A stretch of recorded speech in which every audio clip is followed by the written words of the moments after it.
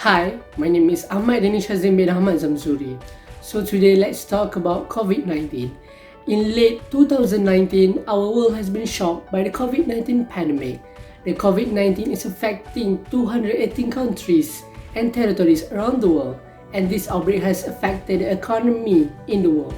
All the countries are facing economic problem because people cannot work like a normal day and have to take precaution, which is stay at home.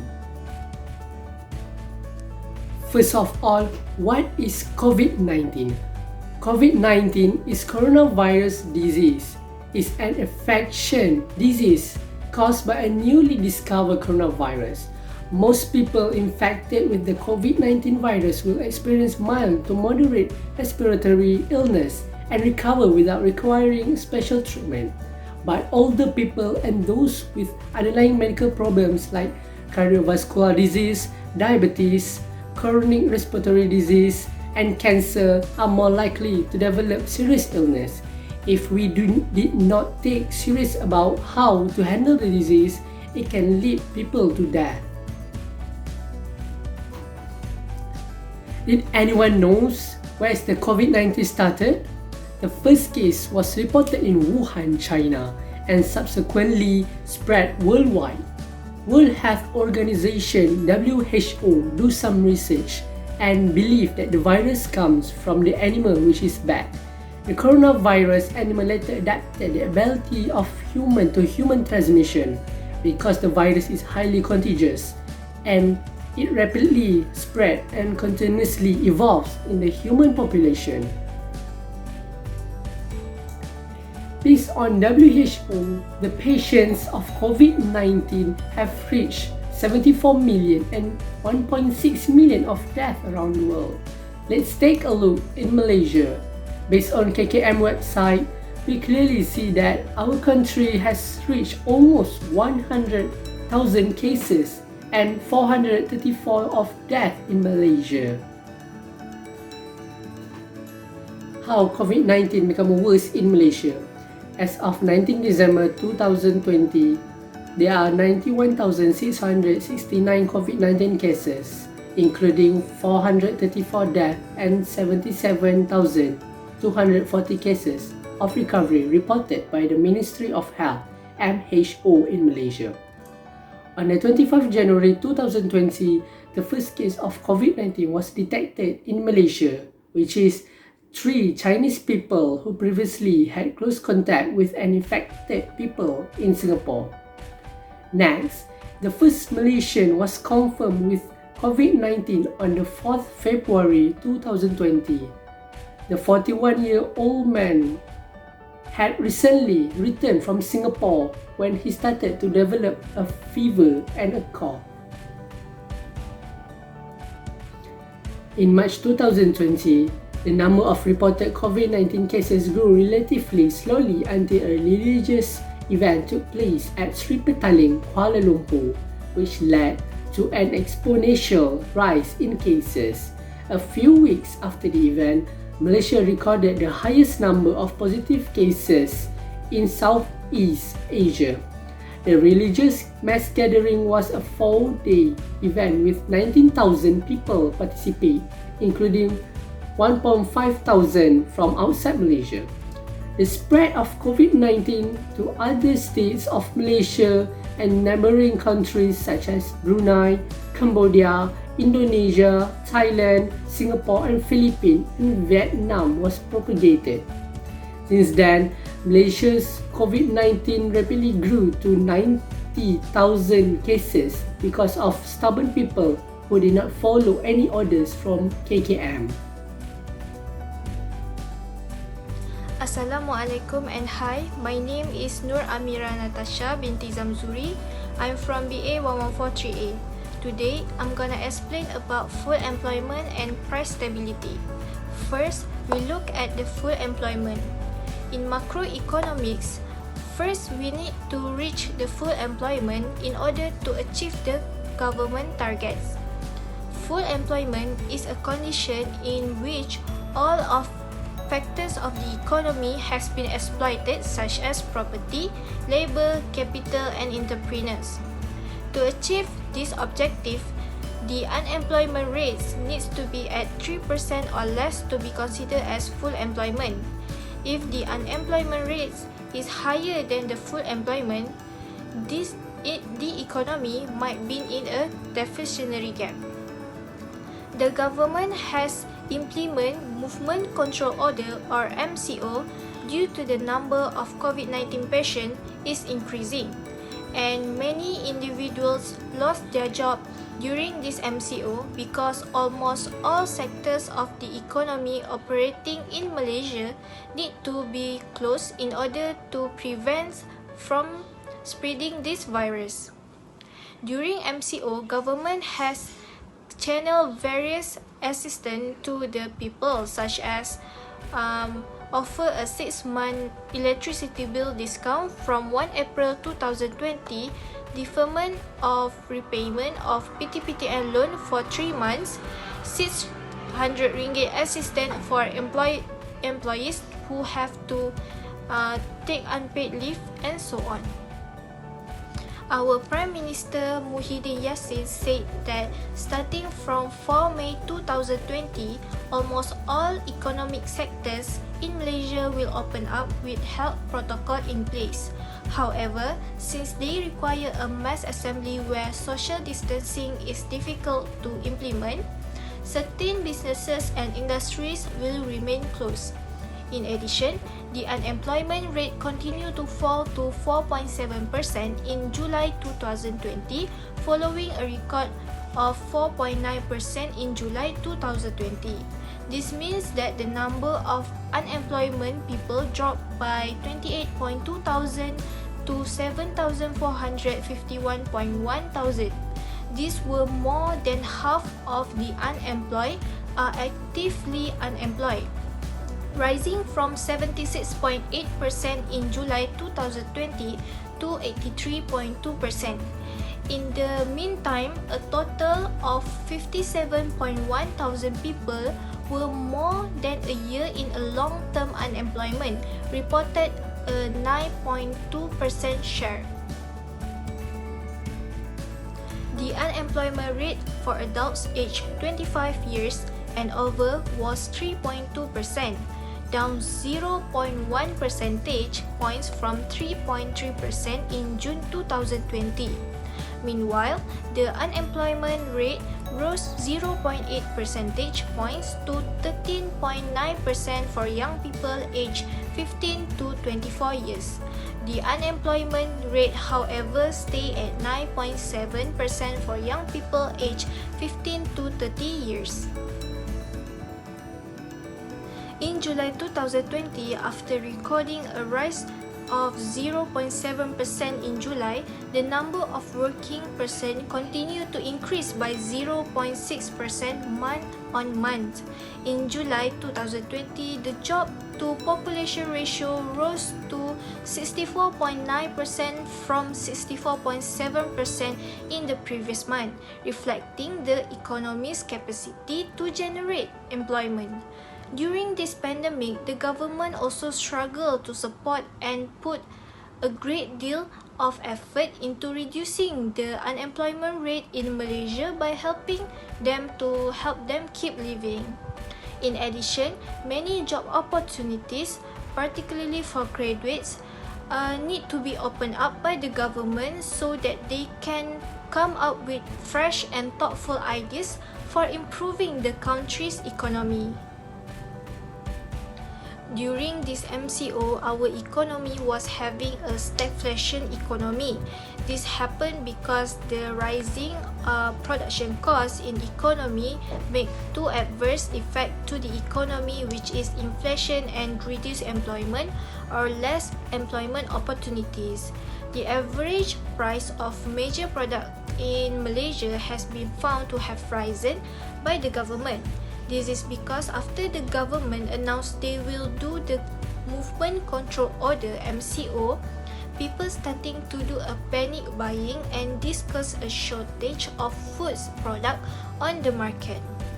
The product that the government has increased is mackerel, which rise to 14 ringgit 8 cent compared to 13 ringgit 92 cent before the MCO. a grade A chicken, eggs, after is 3 ringgit 99 cent and before is 3 ringgit 87 cent. Cucumbers after is 3 ringgit 9 cent and before is 2 ringgit 91 cent. Grated coconut after is 7 ringgit 73 cent and before is 7 ringgit 65 cent, and beef is 32 ringgit 80 cents were among the products that increased. Moreover, the price rise was also influenced by the supply of imports, including onions, the price of which skyrocketed as India stopped exporting raw materials to the world. It is likely that the government would increase prices if there is a severe supply shortage. Therefore, the government needs to monitor and ensure that no significant disruption encountered in the supply of such necessities. Even the party of KPD and HEP must control the prices by the traders in order not to impose ridiculous prices on them. Assalamualaikum warahmatullahi wabarakatuh. My name is Muhammad Azmi. Today I'm going to listen about economic growth in Malaysia for the first quarter of 2020. As you can see in the statistic above, Malaysia GDP grew at 0.7% from 3.6% in the fourth quarter of 2019. This is the lowest growth recorded since the third quarter of 2009, negative 1.1%. The growth in this quarter was supported by service sector 3.1% and manufacturing 1.5%, while the other sector registered negative growth. Private final consumption expenditure in this quarter was on essential products such as food and non-alcoholic beverage, communication and housing, water, electricity and others will. However, household consumption reduced in petrol, travel, recreation and outside food consumption. The lowest expenditure by household has directly affected the industry related to food and beverage, accommodation, transportation, sports, recreation. This is due to the interconnection between the consumption and production of goods and service. So this is the economic performance for first quarter of 2020. The service sector continued to the main impetus with a growth of 3.1%, while at fourth quarter of 2019 6.2%. The performance of service sector was supported by information and communication, wholesale and retail trade, and finance and insurance subsector. The information and confirmation subsector was spearheaded by telecommunication segment due to the concept of work from home during the MCO. The manufacturing sector registered a slow growth of 1.5% as again 3.0% in previous quarter. This is the lowest growth attained since quarter 1 2019 is 0.6%. The growth was contributed by petroleum, chemical, rubber and plastic products. The decrease in agriculture sector was mainly due to the decline of oil palm, forestry and logging, fishing and rubber. Oil palm sector further declined 22%, while the quarter 4 of 2019 is negative 16.9% due to a contraction in the product of crude palm oil. The mining and quarry sector attained a smaller negative of 2% in this sector, while quarter 4 of 2019 is negative 3.4% due to improvement production in crude and condensate and natural gas. Construction sector contract 7.9% from 1.1% in the preceding quarter, and this was the lowest growth since second quarter of 1999, which is negative 7.1%.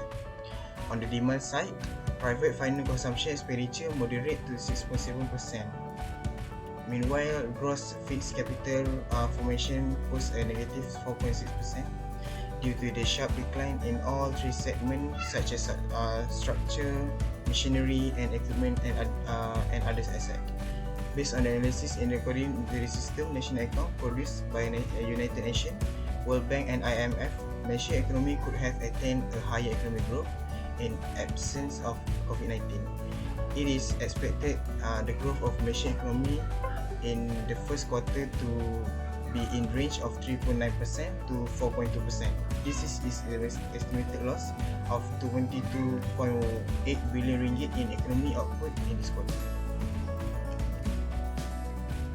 Secondly is Malaysia balance payment for the first quarter of 2020. Malaysia current account balance recorded a surplus of RM9.5 billion in the first quarter of 2020. This was led by the surplus in good account and the smaller deficit in primary income, whereby foreign company in Malaysia earned lower income of 16.3 billion ringgit as compared to 25.1 billion ringgit in the previous quarter. Meanwhile, financial account registered in a higher net outflow of RM13.3 billion in the first quarter of 2020 as compared to RM0.1 billion in previous quarter. This was primarily contributed by a higher outflow in portfolio investment due to the redemption upon maturity and selling of debt security by non-resident. Here you can see the current account balance from 2017, first quarter of 2017 until the first quarter of 2020. Foreign direct investment expand to RM6.4 billion from RM5.4 billion in the previous quarter. The FDI were mainly from USA, Singapore, and Ireland in manufacturing, financial and insurance, and mining and quarry in the same time. Direct investment abroad (DIA) also increased from RM1.1 billion in the fourth quarter of 2019 to 3 billion ringgit this quarter. The main destination of DIA were UK, Indonesia, and Canada, which channel to mining and quarrying, information and communication, and agriculture sector. The international reserve stood at RM440 billion as compared to 424 billion in preceding quarters. My name is Nur Amira Azman from BA 11438 and I will explain the equitable distribution of income in Malaysia. As soon as Malaysia was infected with the COVID-19 infectious disease, the lifestyle of the Malaysian community changed due to several factors. At the beginning of the disease spread, the Malaysian government has set out to create an MCO and all economic activities are stopped as a measure to prevent the disease from spreading further. In first month when Malaysia has infected by COVID-19, Malaysia is experiencing a deficit which is ringgit Malaysia fell due to a reduction in the flow of money because the Malaysian spend less money and tends towards saving. Next, workers in Malaysia are experiencing changes in terms of wages and income, especially those working in private sector. Even though they are not fired, they have to face the reality where their source of income needs to be cut. Many workers are forced to accept shorter hour or wages cut in different industries. Up until now, Malaysia has established that the income gap is getting smaller, but the gap is still relatively high compared to other Asian countries. Additionally, the government's redistribution efforts seem to be less effective or even ambitious than other countries. Due to COVID-19, as we know, there are workers who have to be laid off and they do not know how to find a source of income to support their daily lives, whether they are single or have a family. Due to that, the government has done a study and discussed how to improve the living standards of the Malaysian community during COVID-19 from continuing to be plagued by poverty and low income. Therefore, The government, especially the Finance Minister, Tengku Zafrul, has stated several types of assistance that can be applied for and are eligible for the Malaysian community. The Malaysian government's primary method to improve quality of life is taxation and low interest. For taxation, the government has lowered the tax rate to a satisfactory level in all groups such as individuals and corporations. For interest loan, the government and Bank Negara Malaysia have decided to lower the loan interest rate by up to 1.75% to further encourage Malaysian community to make loans so that the flow of the Malaysian currency continues. This is able to make the economy in Malaysia recover. Also, the government has more control over economic growth if it had been participating in free market trade. The government has introduced several types of assistance that can ease the burden of society, such as the availability of Bantuan Perhatian Rakyat (BPR), Bantuan Sara Hidup (BSH), MySalam, and more. This is an example of assistance provided and approved by the government, such as Bantuan Sara Hidup (BSH), Bantuan Perhatian Nasional (BPN), MySalam Scheme, RM40 electricity rebate program, early schooling assistance for students attending government schools, iSuri scheme for full-time housewife, healthcare scheme for B40, and so on. Last but not least, during this COVID-19 pandemic, the government has spent a lot of ringgit Malaysia to ensure that Malaysians are not in poverty. Based on this article, as caring Malaysians, it is necessary to change our lifestyle. The assistance provided is intended to please the community, not to indulge in luxury. So, together we restore our economy because it is also one of our responsibilities as a society to ensure that the country's economy is always running and recovering. So, for the conclusion, because of this disease, the economy faced many problems such as regulation, unemployment in the country increase, debt increase, and many more. I hope all countries can survive this outbreak, especially Malaysia, until vaccine is created and applied to people.